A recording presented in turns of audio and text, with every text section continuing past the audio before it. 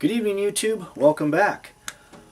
Today's been kind of a busy day out here in the garage, just kind of messing around. I did a video on putting back together my 6-inch bench grinder, pedestal grinder, and didn't turn out too good. Washed and repacked the bearings and got it all back together, and it seemed to work pretty good, but it started to smoke. And I thought, oh man, what did I do wrong?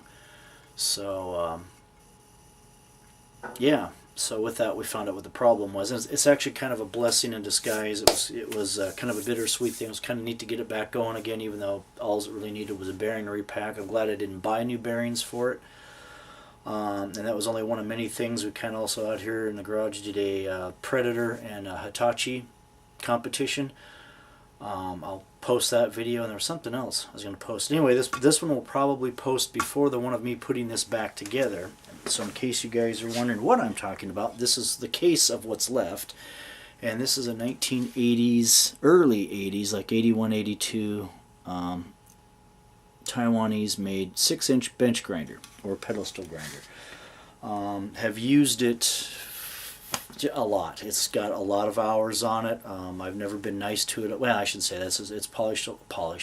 It's ground a lot of lawnmower blades. It's cleaned a lot of carbon, rusty bolts, whatever I could use this for. I had a grinding wheel on one side and a wire wheel on the other, and that's what I did with it. So I decided I was going to turn this into my tungsten grinder. So I decided to pull it apart, clean all the crud out of the bearings. They're sealed on one side but not sealed on the other, and they definitely had some crud into it.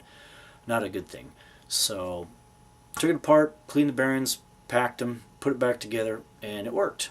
And then it smoked. And I thought, well, you know what? I don't know if I brought it with me here. Hang on a second. There's a little clutch, little centrifugal clutch that goes in and out of the inside of the bench grinder. And I thought maybe somehow I got this stuck. I don't know if you can see that. I'll get that a little bit close. It's a little, let's see. Which way do we go here? It kind of, and as it starts up, it closes or opens, whatever. I guess I'd say close, and what speeds up, it opens. And I guess this is the only one I've seen like that. I don't know if they still make them like that. I don't think my new Harbor Freight 8-inch bench grinder has that. So anyway, as it started to smoke for the last time, I decided, you know what, I'm just going to take it apart, and I'll save the case for something. I don't know. I'll get a hold of Barbie the welder and see if she can give me some ideas of something to make that. Hang on, I'm going to adjust this camera just a little bit since I'm working in a really tight spot here. So I did that, put it back together, worked great. Then it started to smoke, and I thought, you know, I was just going to burn it all the way up. I thought, now let me take it apart, and I'm not going to try to fix it. It's not worth fixing. It's old, and I noticed that when I was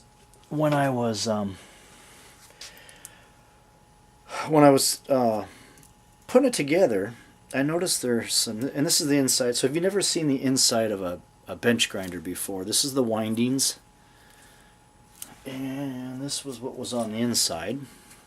And I'll show you close-ups of the quality of this. This is bad. You think Chinese stuff is bad? This was early 80s Taiwanese stuff, and it's awful. Way awful. So anyway, I noticed here that there were some dark windings here. I don't know if you can see that. If the camera will focus on it, I'll try to bring it back like this. Right in here was dark, and that was before I put it together, back together. And it was dark up here too. And then there's a wire here. Let's see, where did it go? It's here somewhere. Oh, this wire right here, you can see where it was kind of, I don't know if you can see it now, but had a kind of a burn mark on it, and the top one was fine. But here's how this thing was put together. These were the wires that were hooked up to the switch, and they're crimped, and they're just like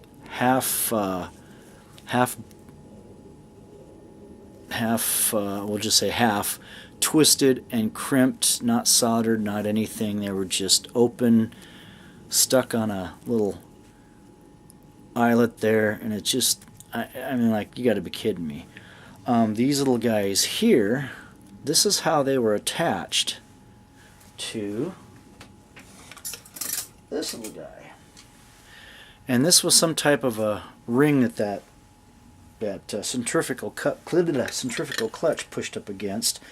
And when I took it all apart, I'm sorry, I'm looking at the screen, so I'm moving everything over here, so I apologize. I'm trying to get used to this. This was kind of moved off to the side, so I think this is what it was. I'm going to put it back together. Somehow I bumped that, and I think it's stuck. It's got a 2-stage windings in here, and I think it was staying on the first stage of winding. It was causing it to overheat. On top of that, I don't know if you can take a good look at that. Look at that contact point. It's just... Hang on a second. Let me add a little more light here. Sorry about that. I don't know if that's going to do any good or not. But it's bad. It's just poor quality all the way around, which is a good thing because this was a fire waiting to happen. Anyway, those bare wires just were attached to screws here and here. They were just half wrapped around and tightened up. I mean, no eyelets, no nothing. It's just, this is what you see. It was half wrapped on there with wires sticking out of it. And I'm like, man. So yeah, I just think it got stuck in that one mode and started to heat these up. And then over here on the other side, like I said, this was also what I noticed before when I put it back together, even before I fired it up, is that these have gotten hot. And I can imagine that. I've loaded this thing up a lot of times over the years. I've put way heavier loads than what this thing was supposed to do. I was trying to grind some pretty heavy steel here a few months back that I welded up and was trying to finish it up, and this thing just wouldn't keep up. And that's fine. I get it. You know, it's not.